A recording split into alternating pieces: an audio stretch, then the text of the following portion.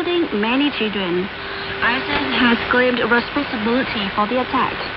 Britain's Prime Minister put the nation on its highest level of alert on Tuesday and deployed the military to work with the police in the fear that another terrorist attack might be imminent.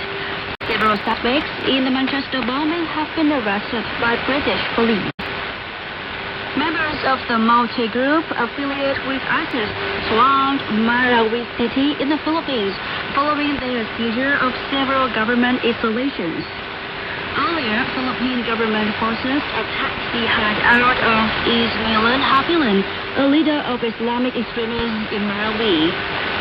Philippines President Rodrigo Duterte cut short an official visit to Moscow after daily clashes erupted between government troops and Islamist militants in Marawi. President Duterte declared martial law in Mindanao for 60 days. According to Duterte, foreign fighters among the militants linked to the ISIS means this is no longer a rebellion of Filipino citizens, but an invasion of foreign terrorists. Duterte says he is ready to talk with the militants, but if negotiation is not possible, government forces will step up their attacks. Two explosions near a bus station in Jakarta last Wednesday killed or injured at least 15 people. The twin suicide bombings were carried out by militants linked to the Islamic State. Indonesian President Joko Widodo called on the Indonesian House of Representatives to speed up efforts to pass a long-delayed bill that proposes to toughen Indonesia's laws against terrorism. North Korea fired at least one short-range ballistic missile on Monday that flew about 450 kilometers and landed in the sea off South Korea's east coast, the latest in the fast-paced series of missile tests defying world pressure and threats of more sanctions. The missile was fired just 1 day after the South Korean Ministry of Foreign Affairs announced that high-ranking officials of South Korea and the UN will meet in Seoul on Monday to discuss the nuclear threats of North Korea. Japanese Prime Minister Shinzo Abe strongly condemned the missile launch and promised to act with other countries to stop Pyongyang from taking further provocations. After a 2-day summit in Italy, G7 leaders signed a joint statement warning of further steps to halt North Korea's nuclear program. They also expressed concerns about its sea disputes. Ramadan, the most pious month of the year for more than 1.6 billion Muslims around the world, began last Saturday. During the month, Muslims may not eat or drink before sunset. In Indonesia, the country with the largest Muslim population in the world, Muslims will observe Ramadan despite recent terrorist attacks in Jakarta. And there was a review of major world events last week on the OV.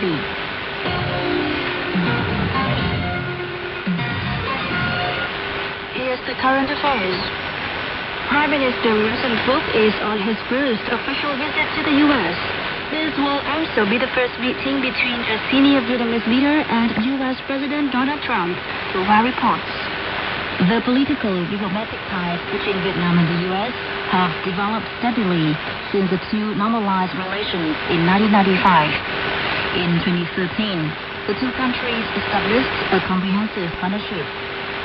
Vietnam and the U.S. have increased exchanges of delegations at all levels to strengthen their comprehensive partnership. In 2015, Party leader Hu Chang paid an official visit to the U.S., marking a milestone in the relationship. Many U.S. delegations have toured Vietnam, including trips by President Barack Obama in 2016 and by Secretary of State John Kerry in 2017. Since Donald Trump was elected, Vietnam and the U.S. have had regular bilateral meetings.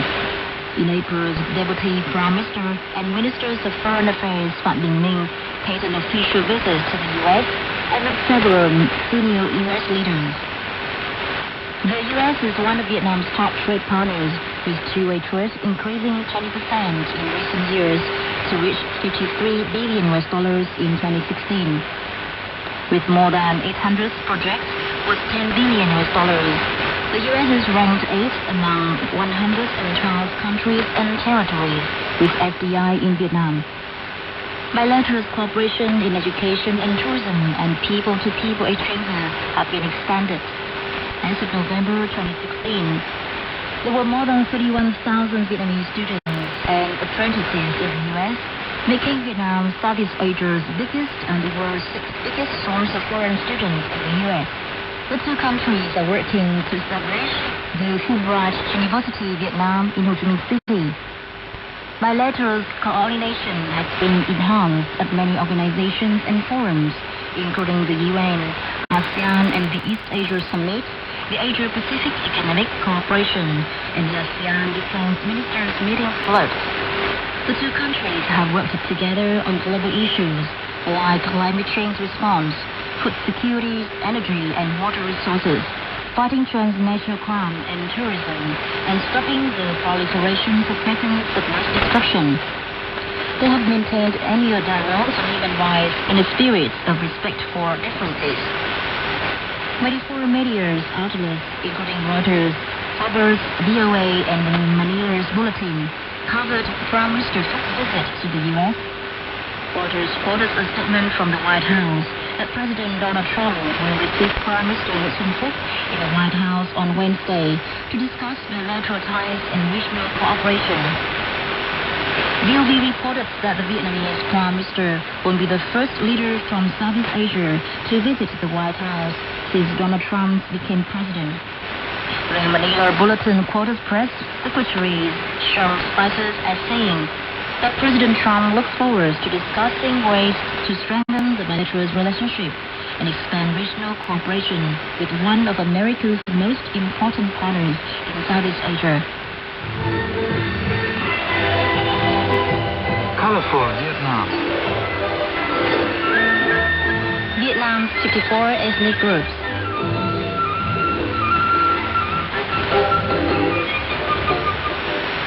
The Sudan have preserved their traditional culture through festivals and ceremonies. Our Colorful Vietnam Vietnam's 54 ethnic groups segment today introduces the Sudan's wedding ceremony. The Sudan's wedding ceremony is plain but joyful, as it's a happy event of the whole village. Young Sudan people are free to date before getting married. In the past, the young men had to go through a teeth sharpening ceremony to be acknowledged as mature enough to be a full member of a community, share the obligations and rights of the family and clan, and be allowed to get married. Afin d'être commun in Consul Province, Sudan people don't seek a good-looking partner. They prefer a strong, hard-working mate. A woman should be good at farm work and weaving, while a man should be a good hunter, blacksmith, and purpose weaver. Afin says, hai người tự tìm hiểu mình ưng nhau á, mình phải giống nhau. When two people decide to get married, they introduce each other to their parents. If their parents agree, they hire a matchmaker to arrange a wedding. in the past, the marriage offering was a set of gowns, which confirmed the wealth and prestige of the girl's family. Now the Sudan accepts a plain offering, a pig, a rooster, and a hen, some fish, some betel and areca nuts, and some dried pork. Imon Abdul Al-Kaman told us. Cưới phải nó hơi, uống phải với nhau á. The family must prepare alcohol to serve to the groom's family, who bring an offering of chicken and pork. The lovers give each other a bracelet and drink alcohol together. While dating and at the wedding ceremony, the couple give each other silver or bronze bracelets. The bracelets, which are not expensive, are tokens of love and a sign that they are engaged. As how Abdul Al-Kaman said. Nam nữ tình yêu nhau thì đưa cái vòng tay đó. If they stop loving, they give the bracelet back. If they want to get married and have their parents' permission, then they must wear the bracelet forever until the end of their lives. Sudan people respect family fidelity. Khan said. Bà mối thì dặn là nếu mà bên trai á. The matchmaker tells the groom that if he betrays his wife and breaks his marriage vows, he will have to pay as compensation a buffalo or a pig. After the wedding ceremony, the bride goes with the groom to his family's house. The groom's family prepares a chicken for the couple to eat in their room. This represents a wish for family harmony and happiness.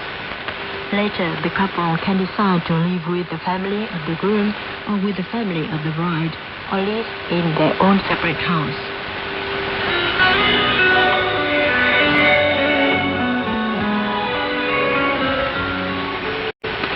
Still to come on VOV is Personality of the Week.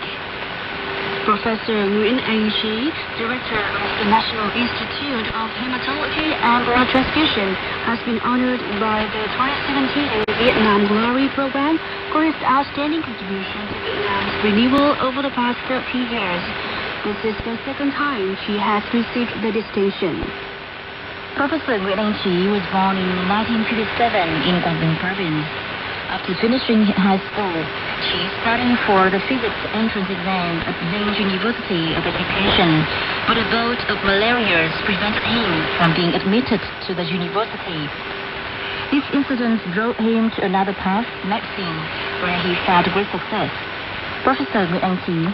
Trước kia thì khi mà tôi là học sinh cấp 3 ấy, thì tôi cũng thích một số môn. When I was a high school student, I was interested in many subjects, such as physics and literature. Then I got malaria. When the doctor saved my life, I realized the importance of medicine and decided to become a doctor. In 1976, UnUn was admitted to Hanoi Medical University. After graduating, he worked at the Department of Hematology and Blood Transfusion at Vietnam's Soviet Friendship Hospital. She got involved in treating patients, researching blood diseases, and giving lectures. In 2003, he was supported directors of the National Institute of Hematology and Blood Transfusion. Professor Chi has become a leading researcher in Vietnam with more than 250 research projects on hematology and blood transfusion, editing books in this field.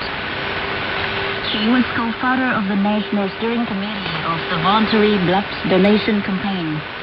Under Chi's management, the National Institute of Hematology and Blood Transfusion has worked with the Vietnam Red Cross Society and the Vietnam Youth Union to promote voluntary blood donation. He has helped organize such events as the 2004 Run for the Voluntary Blood Donation Campaign and One Drop of Blood, One Heart. UnUn initiated and organized the Red Spring Festival, which mobilized thousands of people to donate blood. That festival was supported by the World Health Organization for alleviating Vietnam's blood shortage. Professor Chi has also helped train many fire doctors and researchers. Ngô Ngọc Dũng of the National Institute of Hematology and Blood Transfusion was one of Chi's students.